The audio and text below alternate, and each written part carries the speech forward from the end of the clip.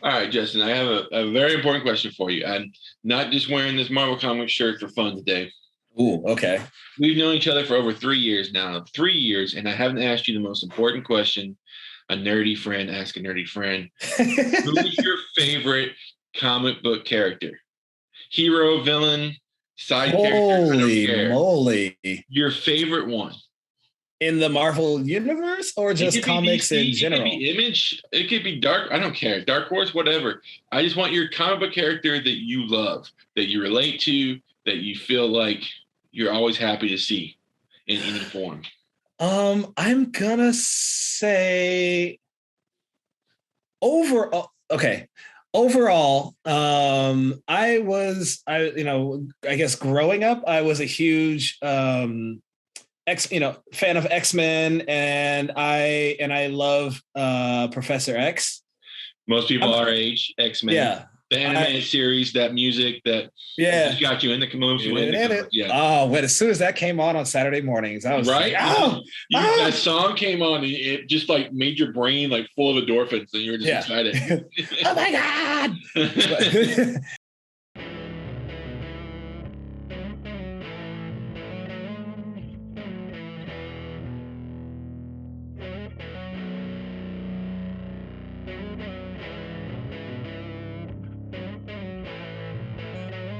I liked Professor X because I liked the like Professor X and Magneto's kind of like power balance in that they both wanted humans and mutants to live. But I think Magneto was a bit more of a bit more like pessimistic and pragmatic in the fact that he's just like, dude, look what they're doing to us. Like, why do you want to, live with them? So it was a bit more of like a, like which side are you going to be? It's like that awesome story. It's exact same what I thought when I watched it, that awesome story with the Black Panther. We had, both of those characters, and they were like, I agree with both of y'all. Which side do you feel like? Do you go the violent route or do you try to change minds? Yeah, like two philosophies can be right at the same time. It's just the way that it's just the angle that you look at it. And so I always loved that. That concept, and that concept is in a lot of different comic books. The best where the villain is not necessarily like the way that the villain or the quote unquote villain justifies himself almost makes you root for the villain as well, because you're like, damn, he's kind of right. But then, and so I don't know. I like that. I agree with you, man. I agree with you. Those are the best ones when you're kind of like, okay, I can understand where you're coming from. Yeah. All right. So welcome to Lone Star Sumo, Sake and Sumo. I'm Caleb Backus, and with me is Justin Kizzard. Well, sort of with me. Yeah. Digitally with me is Justin Kizzard. We're digitally with you. What's up? We tried to do this the other day. We couldn't, so. Yeah. Life things, life things. Things happen. You might see a few of these in the next few months. We're sorry. I won't be able to get up to Austin as much as I'd like. I'm trying to get him down to San Antonio for a couple episodes. We'll see what happens. But we are here today to talk about the only all-women sumo tournament in the United States, the Wins. Yes. Brought to you by Eros Armstrong. And she didn't compete this year, but she was there. She was running the show.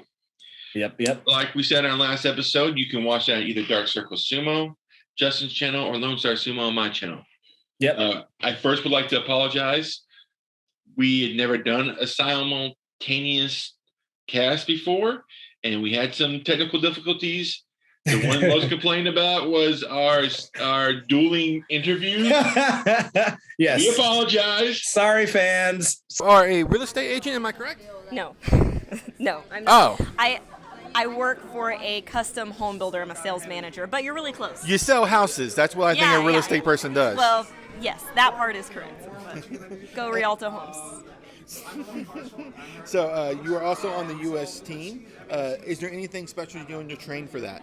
A lot of strength building, working on my flexibility because these girls are all super flexible.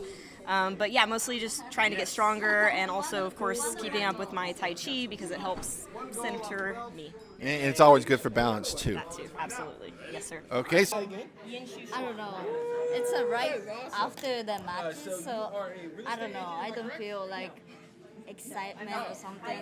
But I have more matches after this. Still got her head in the game. Okay. Yeah. All right. Well, I'm excited to see more of you. More of what you're gonna do today.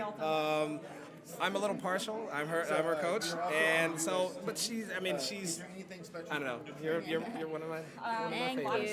All right. Get out there and do amazing. Yeah. Keep doing the same work. All right. Next time we'll just do like the same interviews for the same thing. Well, we got it.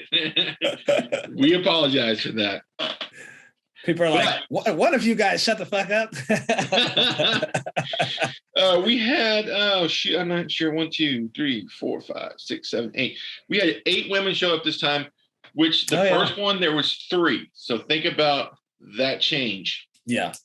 And there were just shout outs to Hona Sumo, and shout outs to Miss Yalady and to Mariah. All 3, all the women on those on both of those teams and Mariah, they wanted to show up, but we got messages last minute, that life things happen, but this thing is growing. They are definitely going to be here next year. So nice. and we're gonna have as sumo grows, we're gonna like this women's tournament. Again, being the only women's tournament in the U.S. is going to be amazing. So yeah, this year was a bunch of Texas girls. We're hoping to have more girls from the U.S. next year. We're hoping in a couple to 3 years that we just start getting an international thing going. That's what our big goal is, to get the women around the world interested in this, because it's a lofty goal, but we want women in sumo, and we want them to know that they're safe and good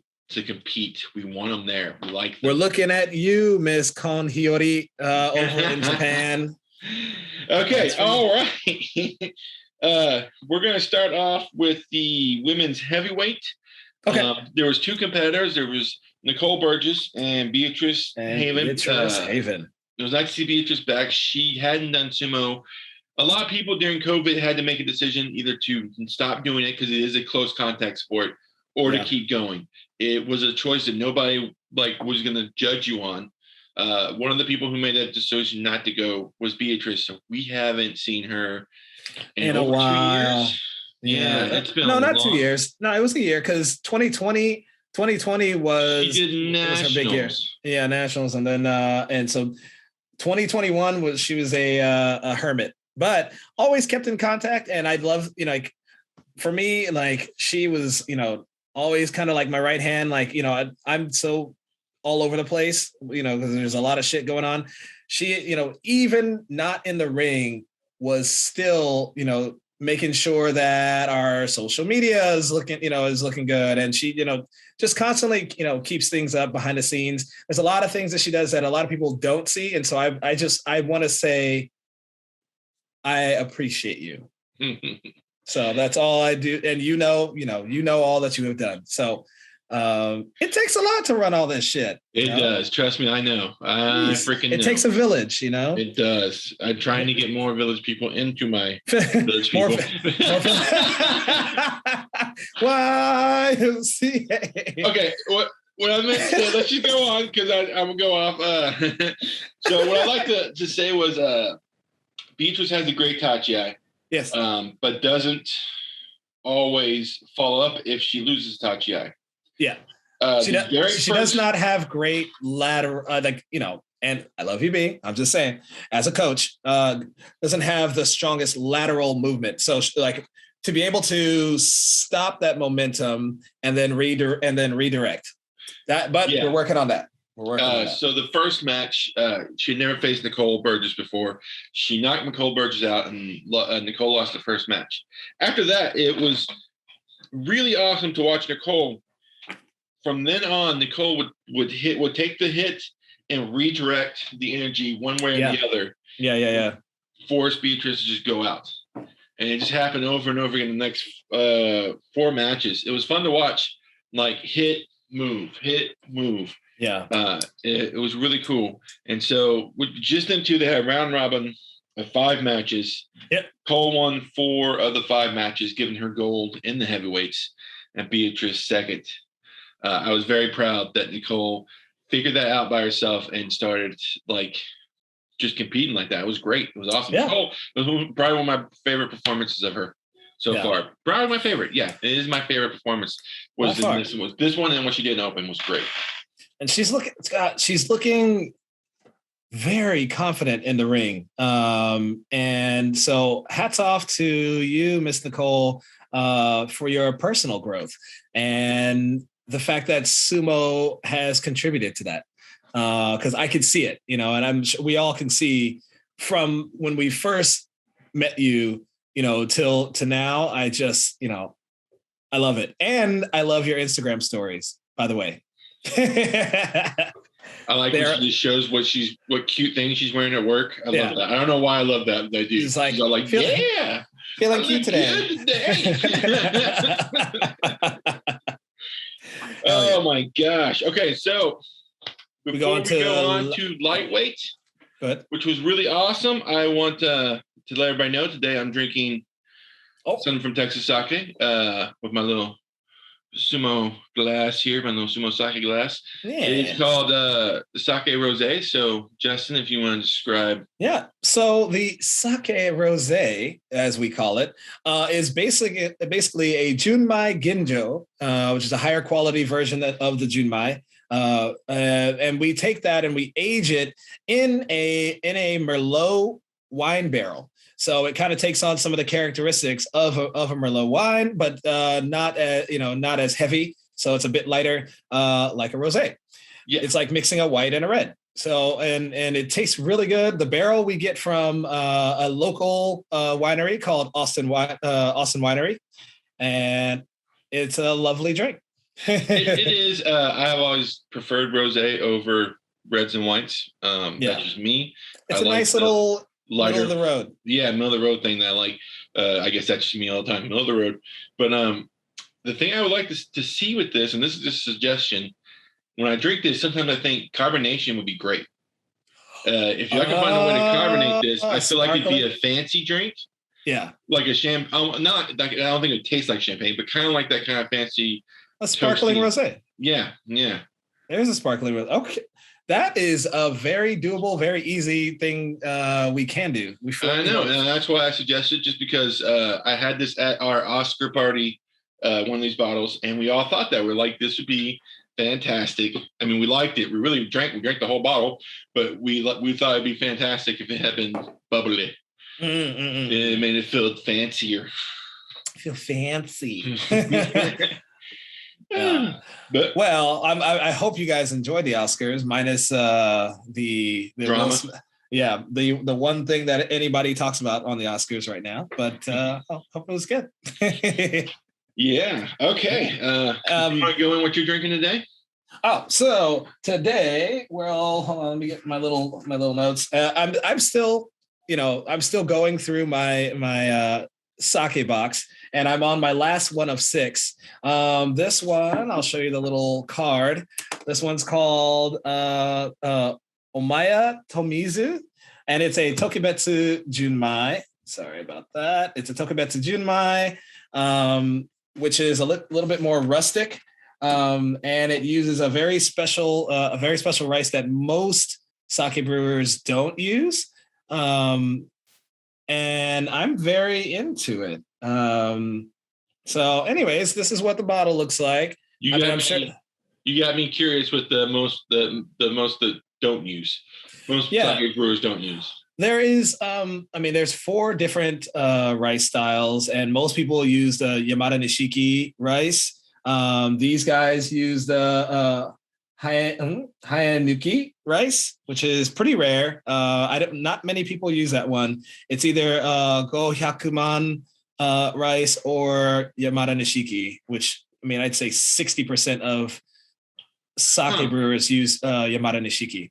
That's always this one's a rare. I love things like that. Brewery's interesting. Like, I love when I found out Canadian whiskey buys American whiskey barrels and then brews their whiskey in those. And I'm like, that's brilliant. That's freaking, because you already got the seasoning. You just buy them. Yeah. The American whiskey, they char their things and they season it and stuff. And then like you're buying that, and then you put your own seasoning and just things like that. That's really interesting to me. Yeah. I love. So thank you for that, Justin. Yeah. Anywho, we're going to lightweight. Move on. And I'm so excited to talk about lightweight. I had no idea that the lightweight women in sumo were so evenly matched. Yes. Like all of them at this point. Because just a year ago, more than a year ago, they weren't. Jessica was far above everybody. That's very true. And Quetzal was right behind her, and then everybody else was kind of far down after that point. Yeah. And to see this tournament and to see how evenly everybody has gotten, how much better everybody's gotten, is amazing. Yes. Let me take you to the first round real quick. The first match was already interesting to me because Liesl went on against Jessica.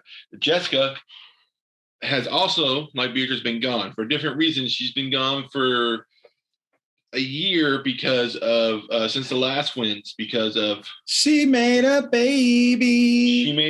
And for those who don't know, and a lot of people who follow American Amateur Sumo already know this, but just in case you don't know, because this is really amazing, she literally was in labor during the North American Championships in Vegas.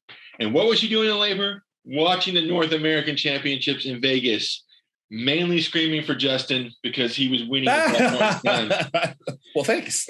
In her description, she was watching it on her phone, and doctors and nurses would come in. Oh, we need to do this. And she's like, fine. Whatever.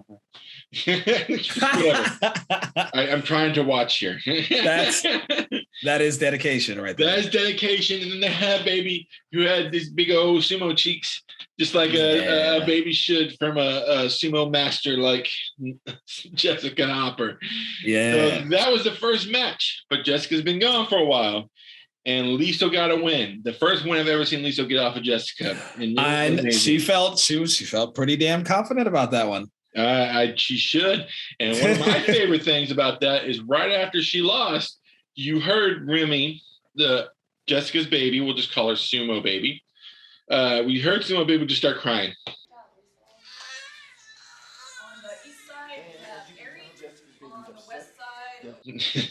Yeah. And that made me so happy that like the Sumo Baby was like, no, my mom lost. Don't you hurt my mama. And then she feels it. Sorry, go ahead. No, it's fine. I'm gonna take you through this first round. So because it was so exciting. Ari took on Elizabeth in the second match. Right. Elizabeth had a great win off her. I thought it was awesome. Ari came up later and was like, she kicked my butt. And I was like, yeah, she did. Yeah. And then Quetzal and Liesl went off, and Quetzal got the win off of that one. Jessica and Ari went at it, and again, Ari got the win off of Jessica, and that was exciting as hell too. Oh, dude, yeah. So Ari, she is just on fire. Like she is really exciting to watch, because you know her form. Like she's so obsessed with making sure that she has traditional form, win or lose. So her form is probably bar none one of the best in the U.S. What sucks is that is her size, and so that is her biggest Achilles heel. But as she's progressing, she's understanding her body a bit more, and I think she thinks about sumo like someone like Inho thinks about sumo.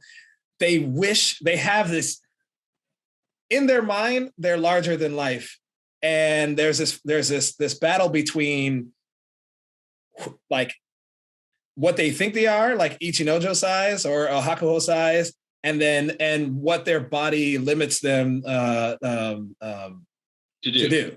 And so I love that about her. Because she is literally has like the Hulk inside of her, and she fights like it. No matter, and so she's frustrated when she loses due to pure physics. Tom told me after the tournament he looked for he used to all the time, but he doesn't anymore. But he looked for a Fighting Spirit Award because he wanted to give it to Eric because he was so gosh darn impressed. Yeah. And he didn't have anymore. He couldn't find one, but he was like, I really would have loved that. That'd been amazing. Well, Ari, you get the Fighting Spirit Award here. Woo! Justin Kizik's Fighting Spirit Award.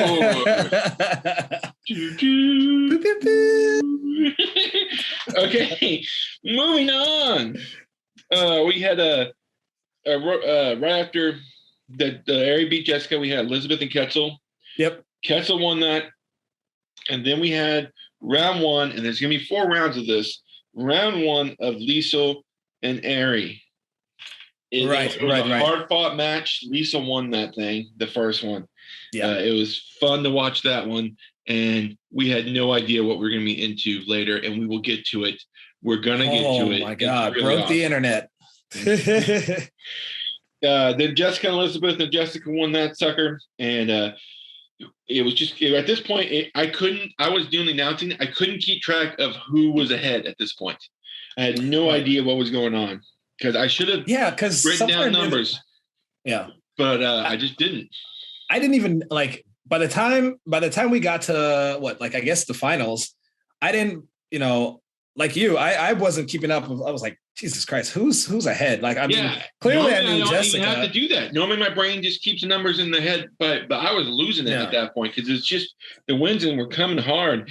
And here is another exciting one: Ari versus Ketzel.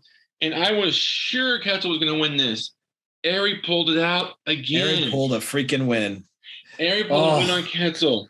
Ketzel's form, her sumo style, is chaotic. The best way to describe it is if you've ever watched Hinomaru Sumo and you're the wrestler, the bro dude wrestler with the thing on his nose. Oh, that's the best way to describe his wrestling. It's just all over the place and you're not sure what's going to happen. Yeah. That's the best way, right? It's how you think of Ketzel when she wrestles. That is a good way to describe Ketzel's style. So I was surprised, and then I was excited too, and then Elizabeth took on Liesl, and this is one of my favorites of the day. Liesl came off low and hard. So did Elizabeth, which I was excited she was coming off lower, but Liesl because usually Notawa stood Elizabeth straight up, she was stood straight up. It was the perfect. I took an image off the internet. I saw that later. That it was the most perfect Notawa. This is how you do a Notawa right here. However, I guess years of kung fu kicked in. Yeah, because Elizabeth just hit that elbow perfectly. She matrixed it. drove Ketzel to the side, and since Ketzel was leaning forward on the Notawa, I'm not Ketzel. I'm sorry. Liesl. Since Liesl was leaning forward in the Notawa, boom, hit the ground. Elizabeth gets her second win.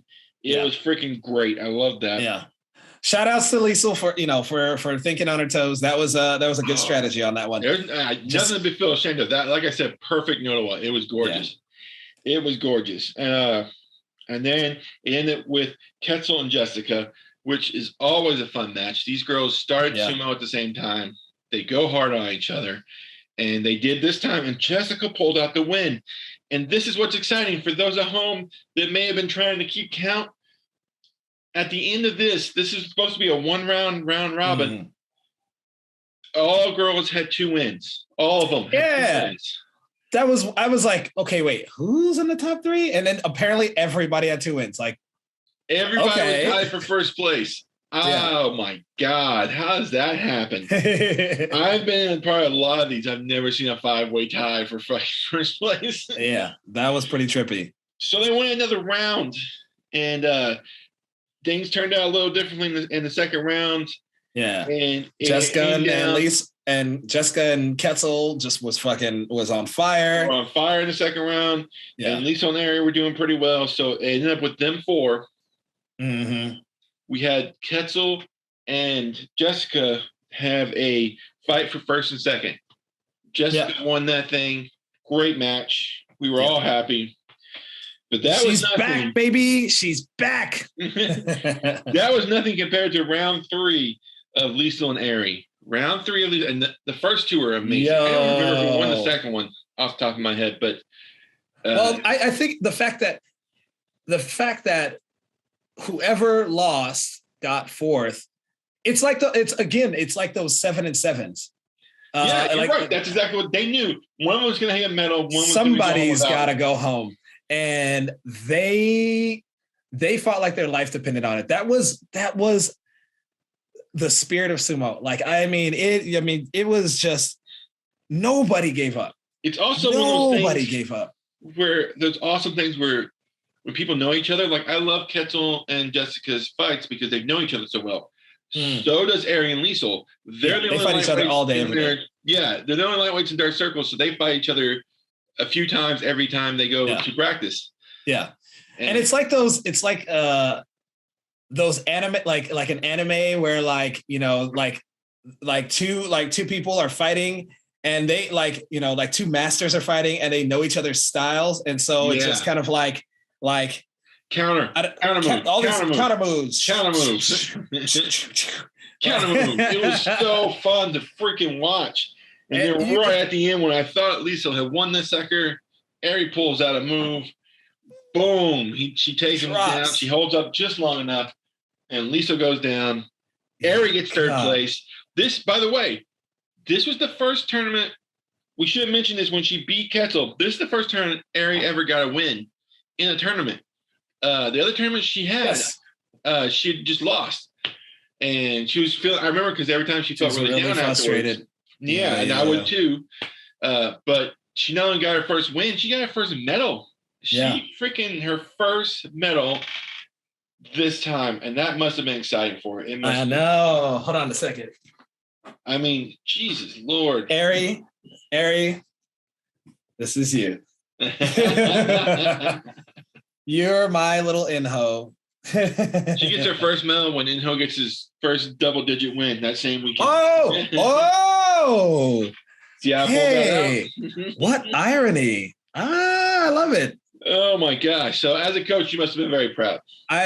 Well, here's the weird thing, because I was the Gyoji for this tournament, I had to seem impartial.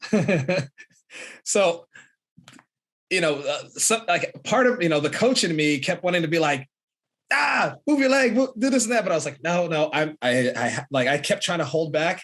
You know how Tom feels now all the time. I know. It was just, I was like, I wanted to say something. And then, but, seeing Liesel and Ari, I can't say anything. It was win or lose. That was just beautiful. So there was no coaching in me, but there was times when I was like, and all I could say was Nakota. For those who don't know, my coach, my sensei, is Tom Zabel. He's the guy who runs Mighty Eagle Sumo, and he, just because we don't have a lot of Gojis right now, is normally a Goji or sometimes a chief judge in almost everything we do. I'm pretty sure he's going to be something like that in nationals coming up, and so he can't ever coach us during the tournaments, which always pisses him off. But it's what it is. And I thought it was kind of cool because Justin was doing the Goji stuff. Tom actually got to do a little coaching this time, and I think that really pumped him up. And I think he got to yell some stuff out, and it was really exciting for him, I think, that he finally gets to do this after years of never gotten to do that because he was just running the brackets. So now I feel his pain. Yeah, I think I would feel the pain too. But what are you gonna do? Yeah, but okay, what are you gonna do? Let's move on. I couldn't be impartial as the announcer. I was just going like, The only thing for announcer is I kept getting really quiet because the room would get really, really quiet, and I'm right there next to the girls, and I was afraid that they were gonna hear it. In fact, I know they heard some of the stuff I said, and I was like, I need to be quiet. So I can't say like things like I wanted to say, like, okay, so she used this strategy before. I'm wondering how she, who's seen this strategy now, going, you can't say that loud enough for them to hear. We need to make our own little like a media box. Yeah, we need a booth or something. Yeah, we need to just have a portable booth where we sit in our little box and we can do actual commentary. Yeah, because I made a little joke. I made a couple of jokes about Jessica, and I saw her like look at me, and I'm like, oh fuck, they can hear me. I made a joke like she came out, and I said, yeah, she's new. She's a new mother. That makes her a teacher, a mother, and a candlestick maker, which was a good joke because, baker, blah, blah, blah, candlestick maker, but also because she makes candles as a hobby and she wants to sell them at some point. Both of these girls are good at staying low. Jessica, of course, is a new-time mother. She's a mother, a teacher, a candlestick maker. So, like, it was a good joke, but when she looked at me like that, I was like, oh, they can hear me. I can't just talk about like what they're doing. Yeah. I could have done such a better job if I had been able to do that.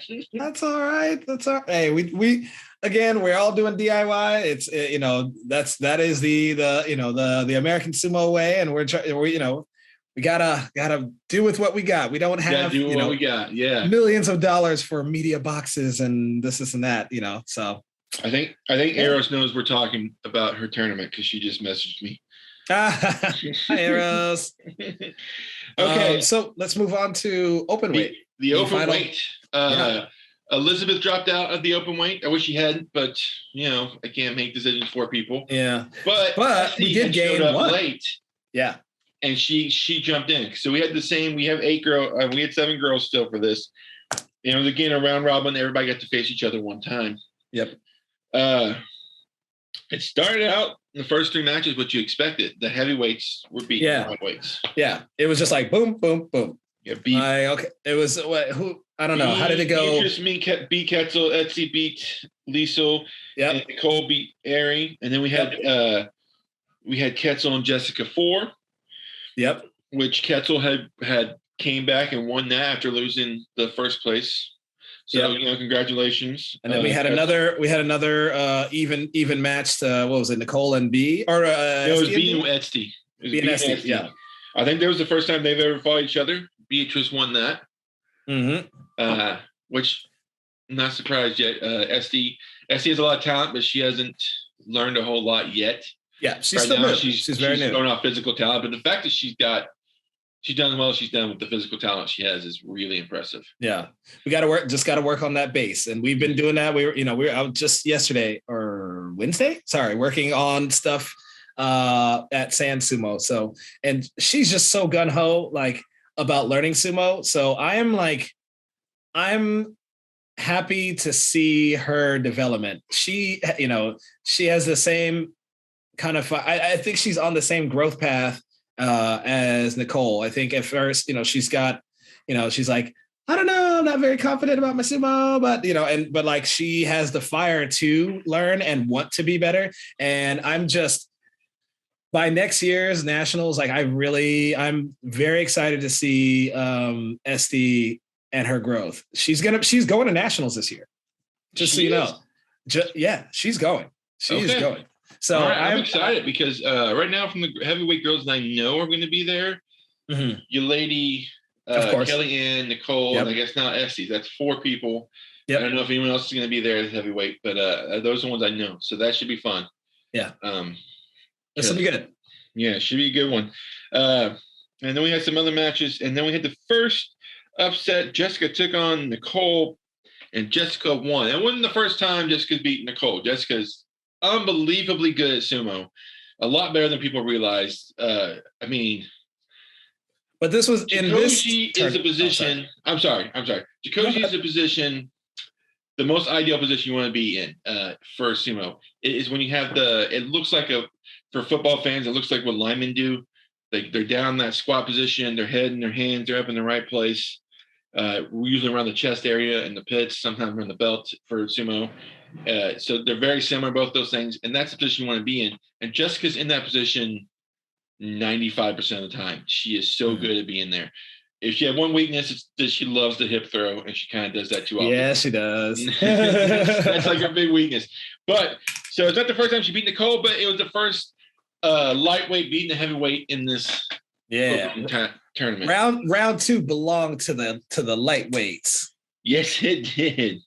Because then right after that one, what's her name? Ari beat Esty. Yeah, soon after that, yes. Was there one more before that? Esty beat Ketzel, and then Ari beat Esty. A little later on. Right.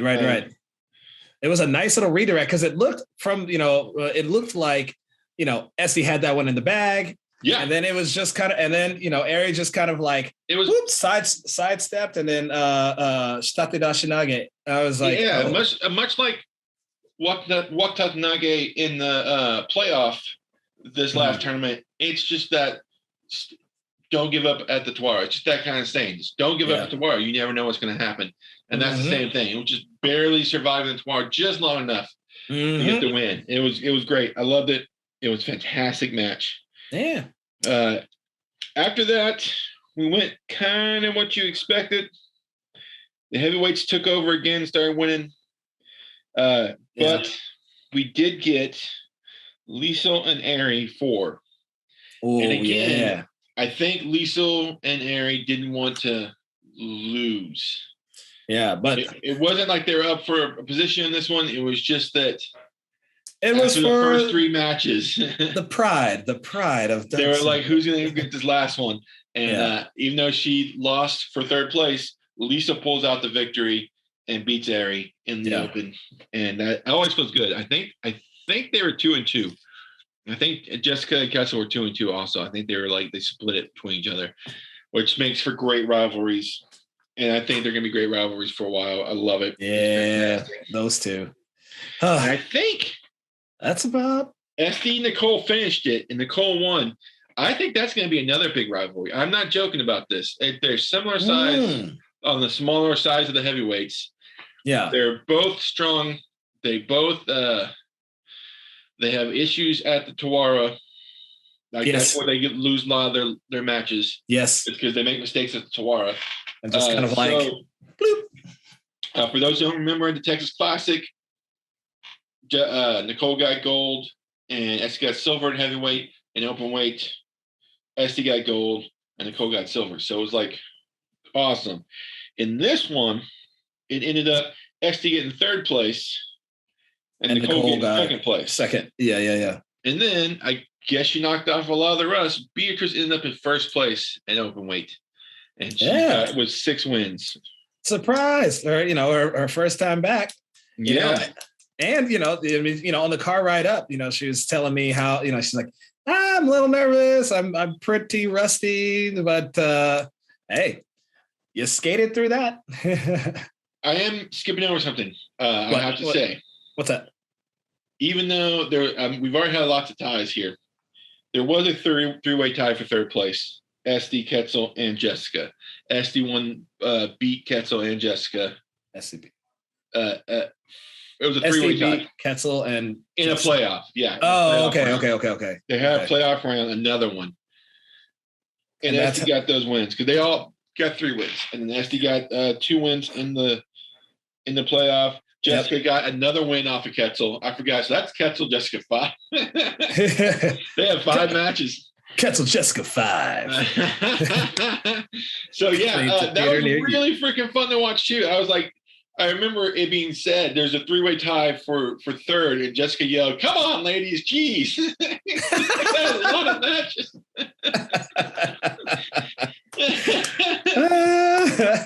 Oh my god! No, I mean, to be honest, that was a lot of matches. That's more match. I think that more matches per individual person than probably than nationals.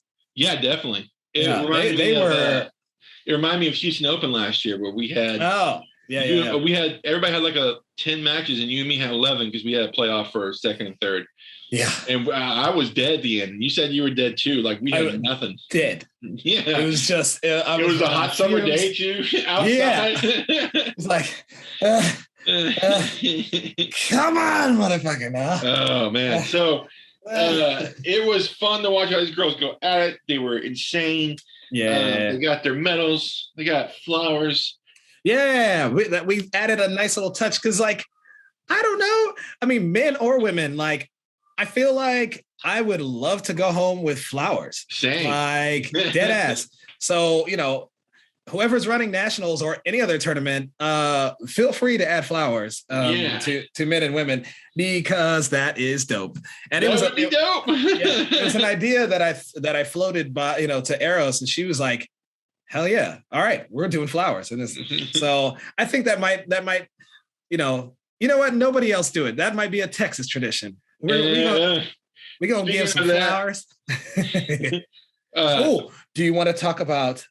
Can we? Or I don't know. Do you want to talk about your new medal? think about wait.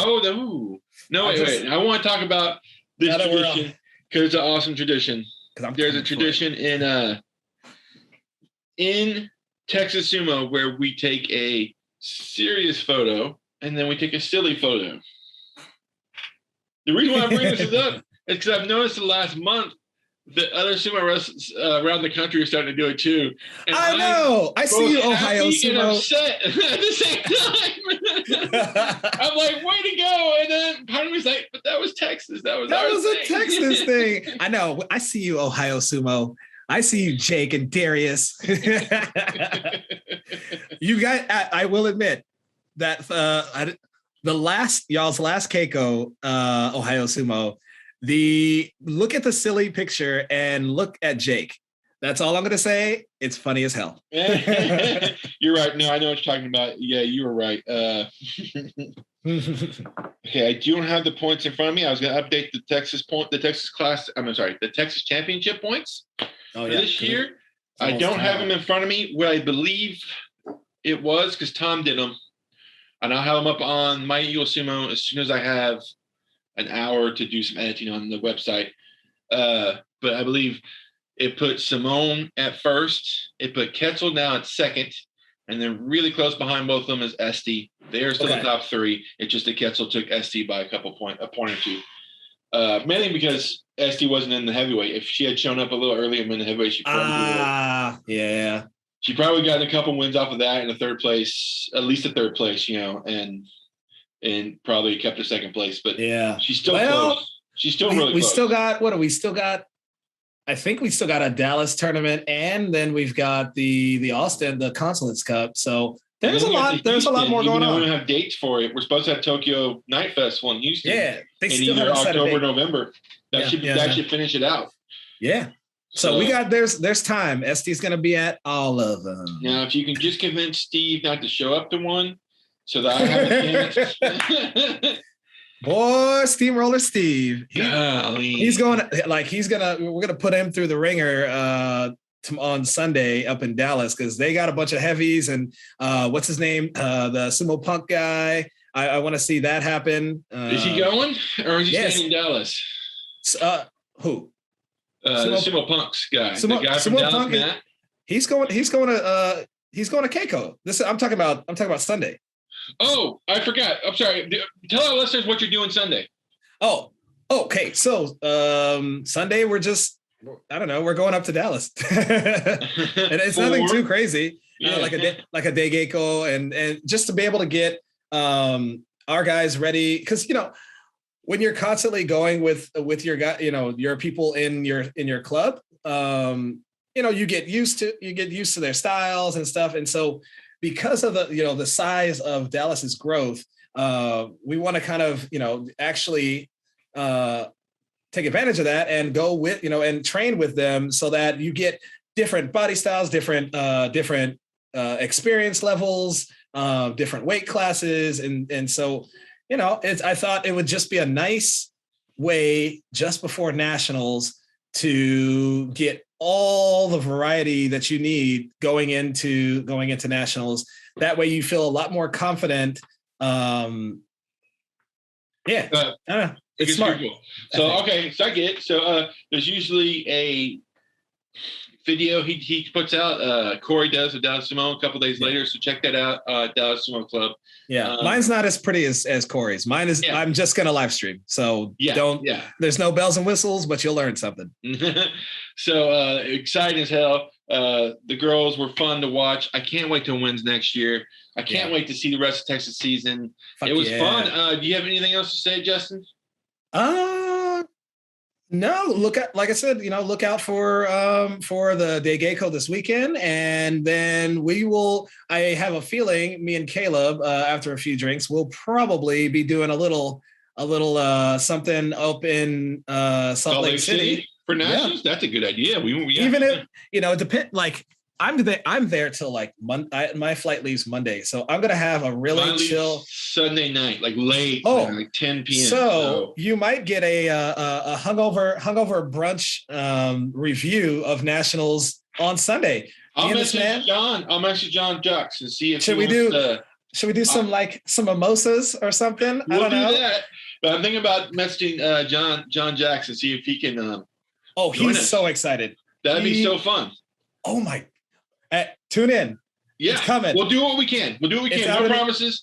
I gotta talk to him, but we'll do that. Promise. All right. Promise. All right, love you guys. That was fun. Hold on. Oh. I didn't finish this, but let me get one more. I did. To all our fans out there, we will see you soon for the national championships and the next tournament coming up next month. See you later. Peace. Insane.